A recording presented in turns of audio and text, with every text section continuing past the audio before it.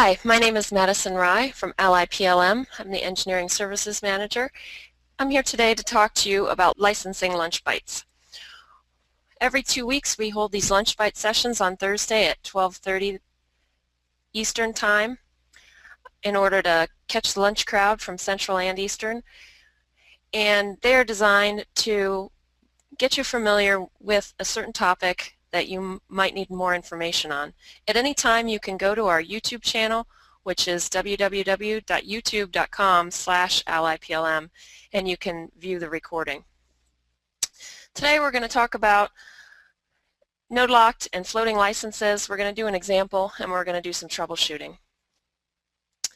So there are two types of licensing, as you probably know, node-locked and floating. Node-locked, you can only use the software on that particular machine.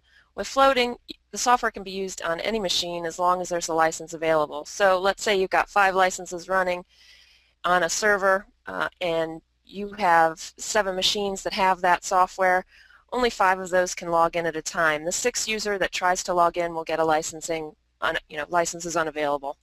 So that's pretty straightforward.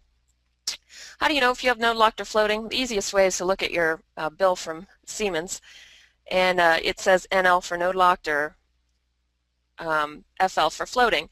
But if you don't have access to that, you can always go to your license file. For Solid Edge, it's sclicense.dat, and it's located here in your program directory.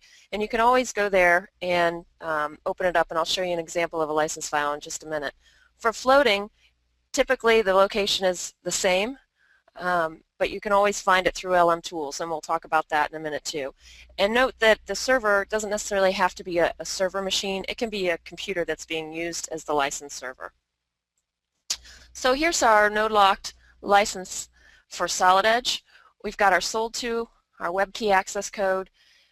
Those things are used if you need to get your web key. So it's a very easy way if you need a new web key that you can come here and find this information so that you can go to siemenssupport.ugs.com and enter this information to get a web key. This shows that you've got a permanent license. There's no date here. Here shows the versions of the license file, and notice that I said license file, not software, because you can run with version 103 of Solid Edge. You can run any version of Solid Edge back to V20. This is our feature line here, and it shows that we have Solid Edge Classic, and again version 103.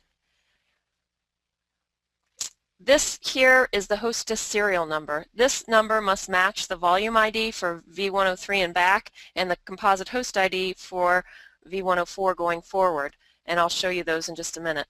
And then we have a permanent license key here, as I showed you, in some user information. Down here at the bottom you'll notice the pound signs are just comments, and you'll see exactly what product you have, and notice the NL for node locked here. A lot of information there can be gained from your license file. This is a floating license file. Again, you have your sold to here, your web key access code, you've got your version, and notice now you have a server name. This server name could be an actual server, as I said, or it could be a machine that's acting as a server. With Solid Edge, we are using a hardware key, and it's that little USB looking thing that says Sentinel on it, and that must be plugged into the server that's got your licensing software on it. And then here's the port that you're using through your computer to contact that server. And here is our vendor daemon. That's the service that allows you to serve out the license. And for V104 and up, it's SCLMD. For V103 and down, it's SC daemon. And that change is because of the fact that in the future we're going to be going to a composite host ID instead of using this hardware key. But for right now, we're on a floating license, we're still using the hardware key. Here we've got a date, meaning this license times out, March 2012. And again, our increment line shows exactly what features we have: wire harness, the CATIA translator, Solid Edge Classic. So again, a lot of information that you can get from your floating license. With node locked, I stated that you could that it still uses a volume ID for SC3 and back, and how you get that is you just go to a command window and type in VOL::. Now I like to put you can really, if you've got a C:" prompt here, you can just type VOL and it'll give you this number. But I like to put in the C:" because a lot of times it's hard to read, and if you're on a network or domain, you're going to get a whatever your network letter is here. You always want the volume ID from your C drive no matter what, and that's the number that you use. This must be in your license file for that to work. For ST4 and up, we're using Composite Host ID for node lock licenses. To note there, always go to the DVD or download for the version you want to load and get that utility that allows you to get your Composite Host ID. I've got the website here that shows exactly where you go to get it, because these things are going to change over time with each version coming out. So you always want to make sure whatever license file it is you're trying to run, that you use that utility to get the Composite Host ID. And you just click on it and it comes back with this number, and this is the number then that needs to be in your license file. And I talked about the dongle driver, and I talked about the change in the vendor daemon here. So you really you want to run ST4 on the client machines if you're running ST4 on your license file, dongle driver, FlexLM, because of the fact that that daemon has changed. Now you can run two versions of Flex on the same machine if they're two different versions of Flex. So technically, if you're doing some testing and you want to check out ST4, you could load two versions of Flex, the one from ST3, the one from ST4, get those two license files. But the caution here is that you're going to double your amount of licenses, and you're going to be in violation of your agreement with Siemens on licensing if you allow users to access twice the licensing. So you'll have to use an options file or somehow limit the access to the licenses of the other. The easiest thing to do really is to just go get a home use license. We have a document that shows you exactly how to do that. If you need that, just email me. I'll be glad to send it to you. That's the easiest thing to do, so you don't have to mess with that. Now with NX, node lock licensing is a little more complicated. Your license file is going to come to you. Usually it comes ugslmd.txt. You want to change that. Make sure it's it's some short thing here and then .lic. You want to change that to lic. And then you can run FlexLM on your local machine with a node lock license, and your machine can just host the server software, the licensing software, and serve the license just to you on that computer. You can also run FlexLM on the server if there are node locked and floating licenses. Now, the reason you do this is because you're on one sold to, and how you do this is you lock down the node lock license to the MAC address of the machine that it is going to be on. So I'll show you an example of that in a minute. Then you can, if let's say you have 6 or 7 node lock licenses, and you don't want to manage 6 or 7 license files. If they're all in the same sold to, you can get them all on one license file, put them on the server, and each one of those would then be tied to a MAC address. And the most uncommon thing is the node lock license file without FlexLM running. So you can actually change your environment variable and point to the license file, but it has to be a special license file, and that's not the typical case. But if for some reason you need to do that, let us know. So NX floating licenses, we'll be using FlexLM just like Solid Edge. FlexLM, again, can be a server machine or a computer acting as a server machine. In both cases, with NX5 and up, you're going to use the Composite Host ID. And then there's a utility for this. You want to get that utility again from whatever license file you're trying to run, whatever version of NX, you want to go to that DVD or that download and get the utility from that specific download, because otherwise, like I said, they change over time and it might not work. Client machines can run all the way back. If you're running, let's say you're running a NX8 license file and you're running NX8 FlexLM and you've got the CID from NX8, you can run all the way back clients to version 5. Licensing changed at version 5 there, so you can't go back before that. So how do you know if you have node locked or floating with your NX? You want to check your environment variables, and let me show you how to do this real fast.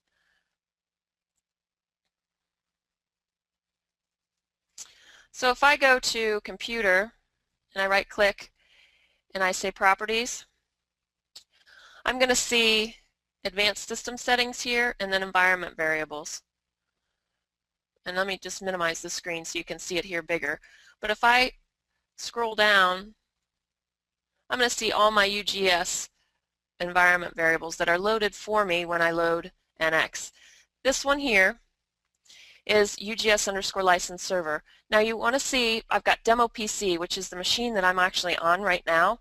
28,000 is the port, that's the default port.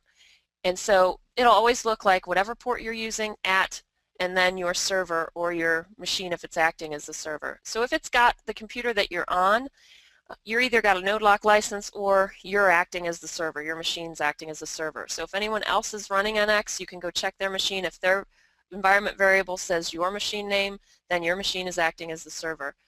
Most likely you're going to see an actual server name here, and you'll be running FlexLM on your server then.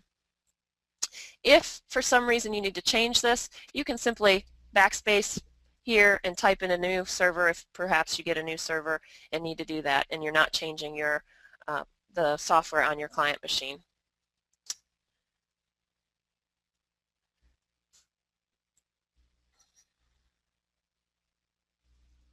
And then if you see this UGS license_file, you're most definitely node locked, and you'll find the path there as your environment variable will be the path to that license file so that you can find it.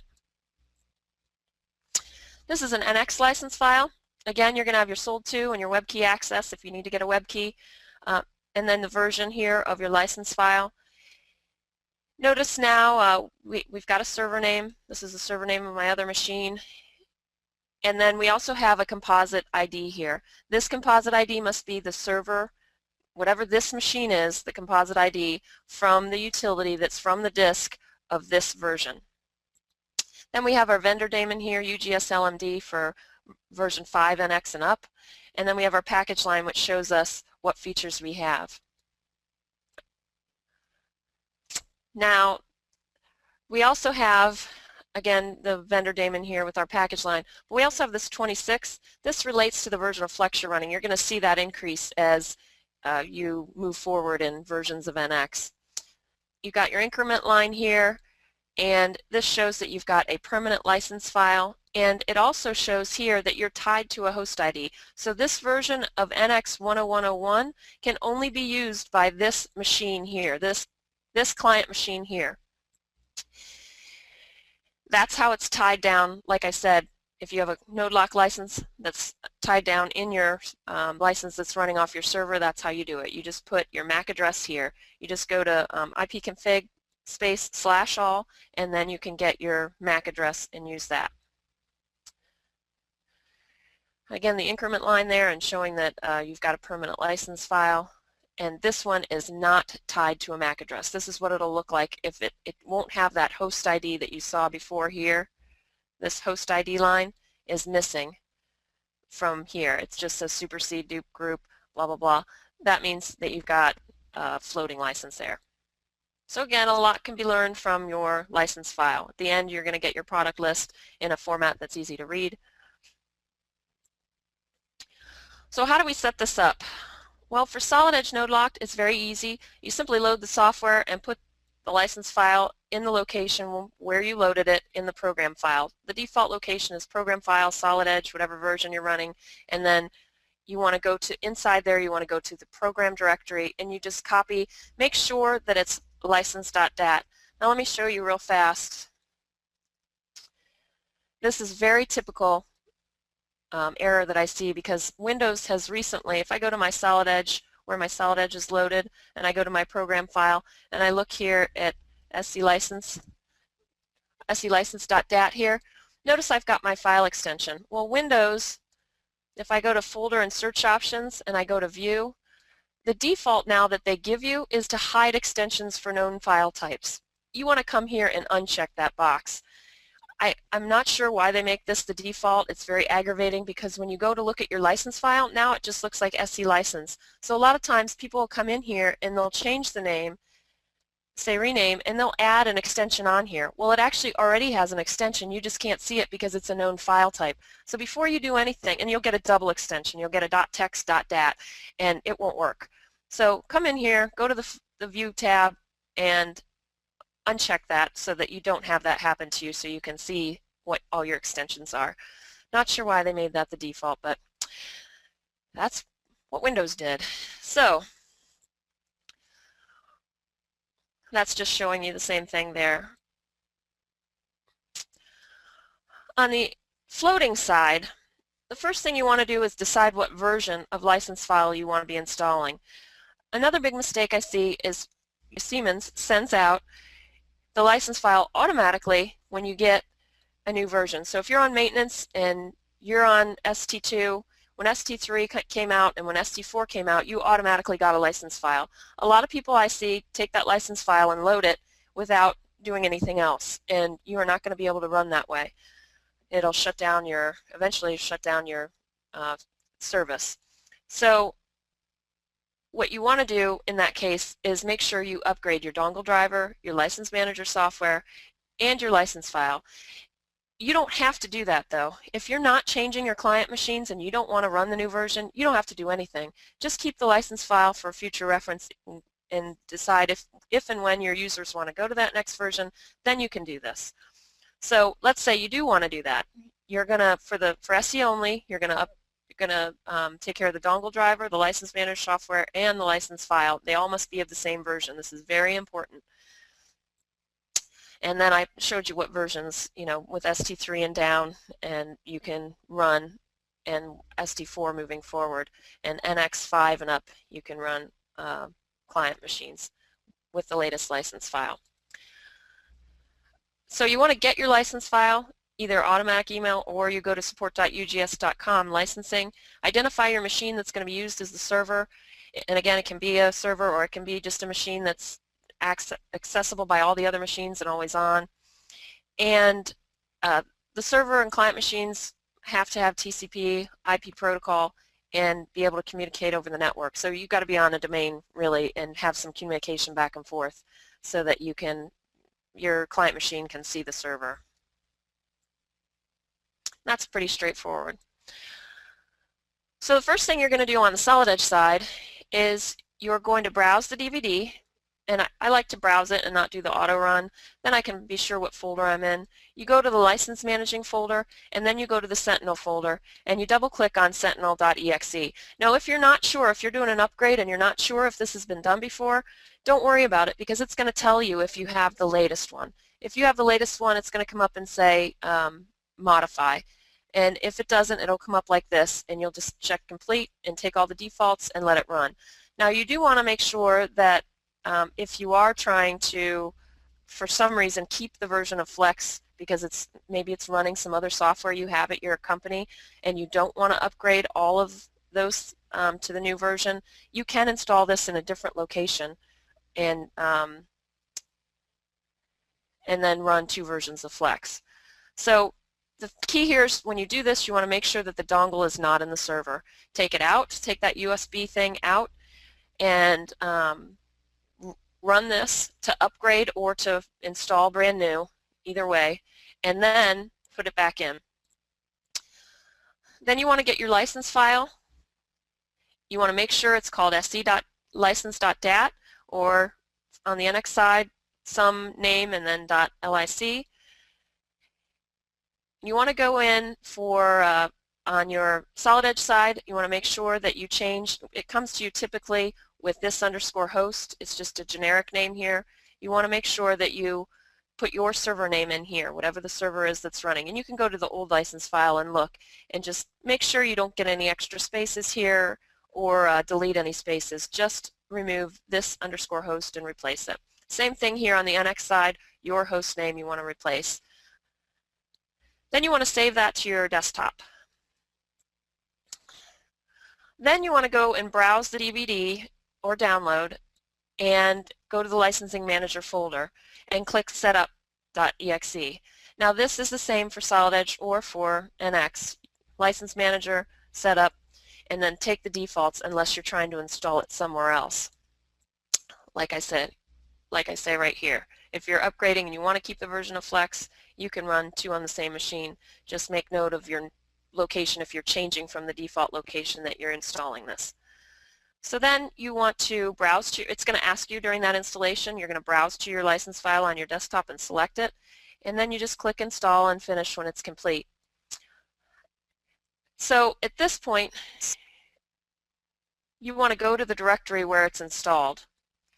So I have a shortcut here to where my NX licensing is installed. It's C program files. If you're on a 64-bit machine, it's going to be x86 because there's not a 64-bit version of FlexLM.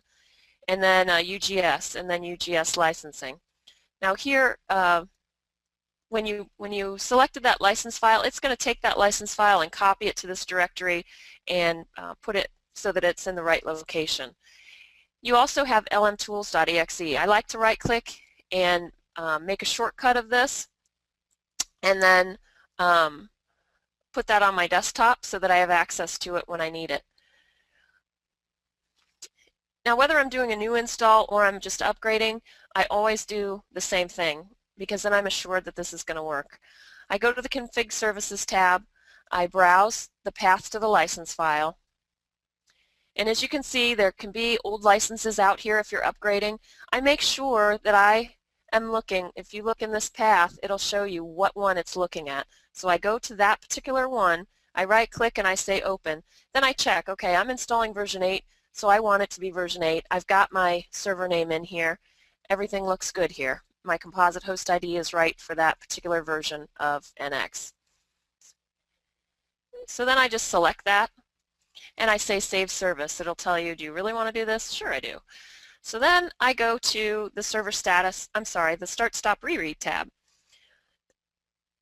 If you've got multiple services running here, you can, let's say I had, ANSYS or whatever else I have running on here, I can select the UGS license server or the Solid Edge license server if it's Solid Edge, and then it'll be, on the right service.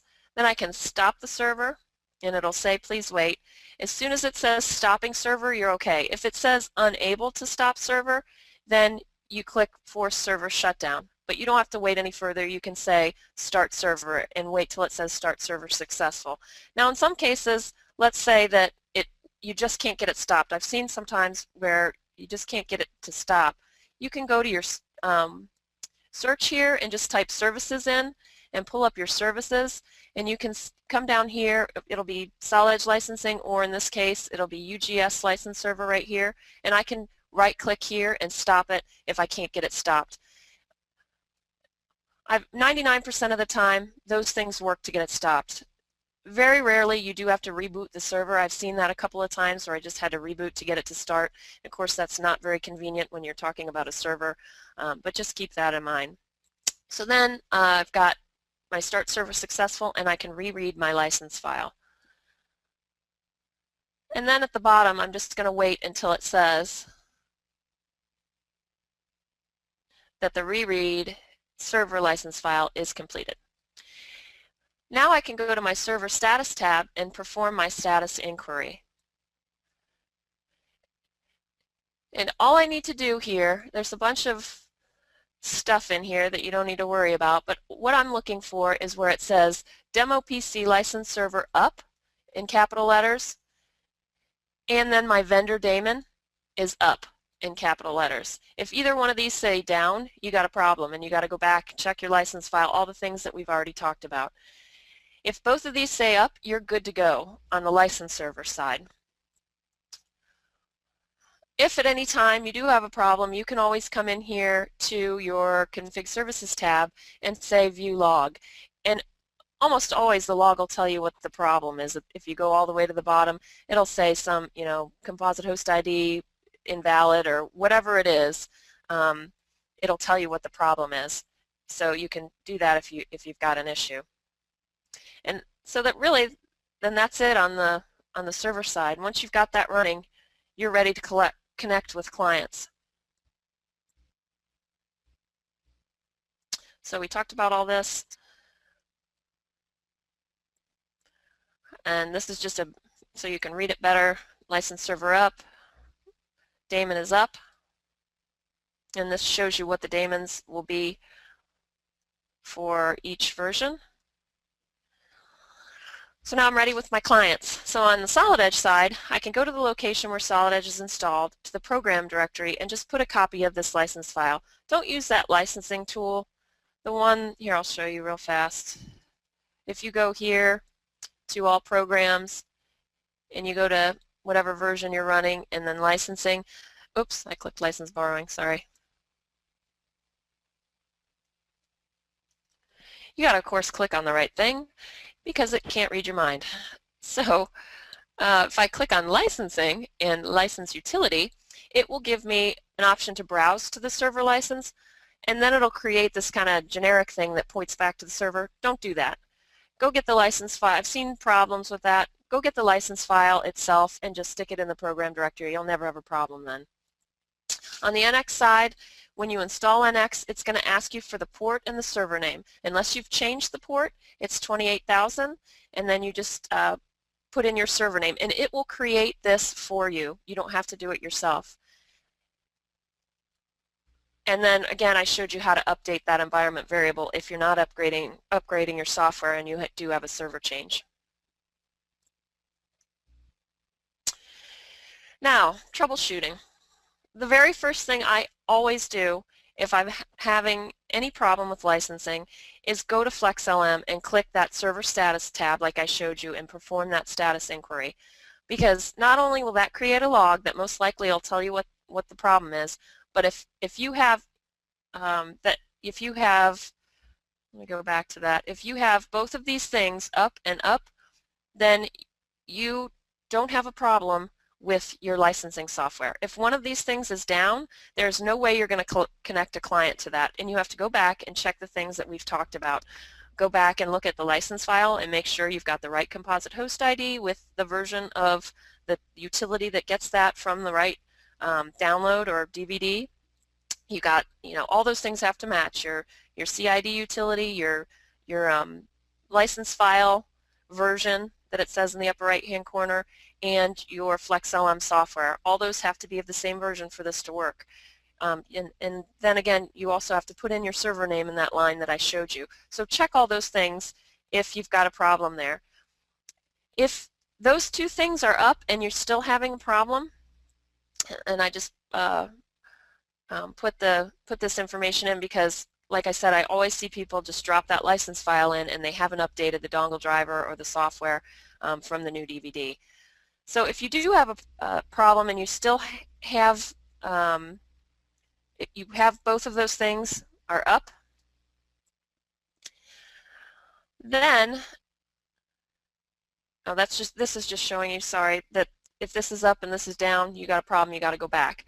But if this is up and this is up, then you've got a connectivity issue. So now you got to go and find out what's wrong on that side. So if you've done a status inquiry and you've got those two things up, but you still have an error, try shutting off the firewall on the server. A lot of times, if your firewall is on, it won't let you access that port. If that resolves the issue, obviously you don't want your firewall shut off all the time, then you'll need to make an exception in the firewall rules. If you type in Windows Firewall, you can do the inbound rule and make an exception there. And I have instructions on doing that. If you need that, let me know. If this doesn't resolve it, try pinging your server. Just open a command window.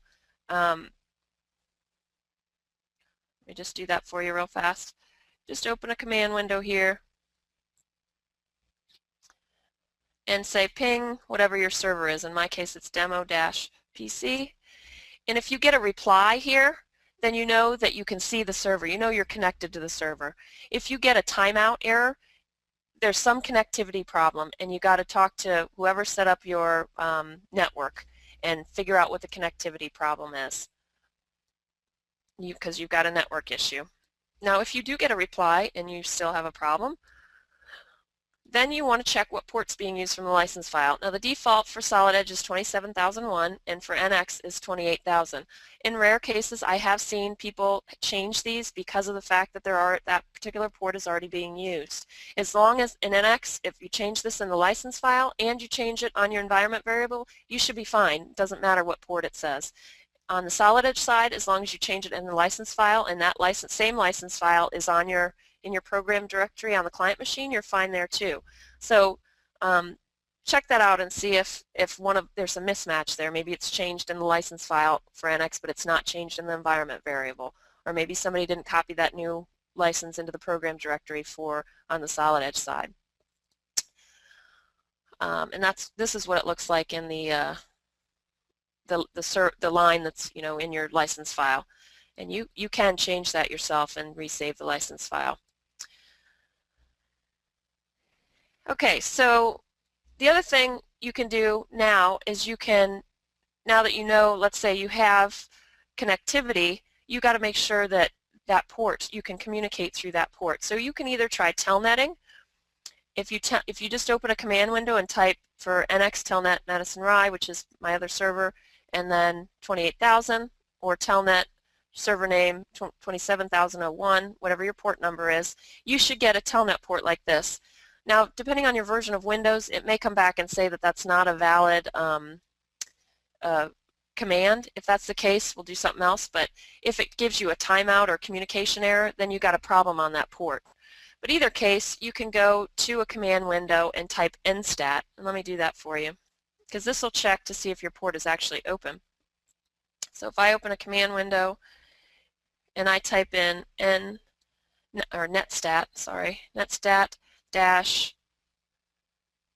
-an. I'll move this over so you can see that bigger. Netstat-an, and I hit enter. It's going to list in numerical order my ports. So I'm going to see here that I've got a TCP port 28000 and I've got listening here. I want it to be listening. If it says closed, then I've got to open my port with Windows Firewall and create an exception rule there. And this is on the client side. So we could have a closed port on the server side, or we could have it on the client side. If you if you see that it's closed here, then on the client side you're going to need to go and go to Windows Firewall. And a lot of times your IT administrator is going to have to do this. And this is what it looks like right here. There's an inbound rule. You just create a new rule right here, and you just put in the port and that it's TCP and allow it to be open.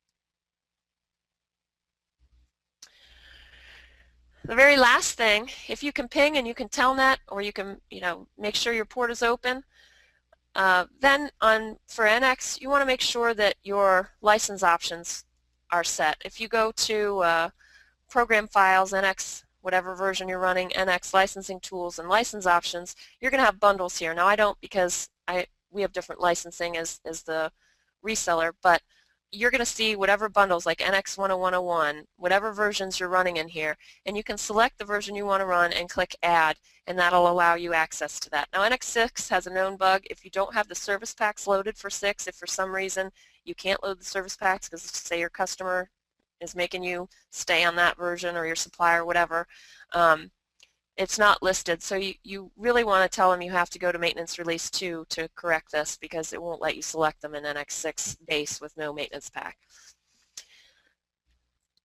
So that's really what I wanted to talk to you about today with licensing.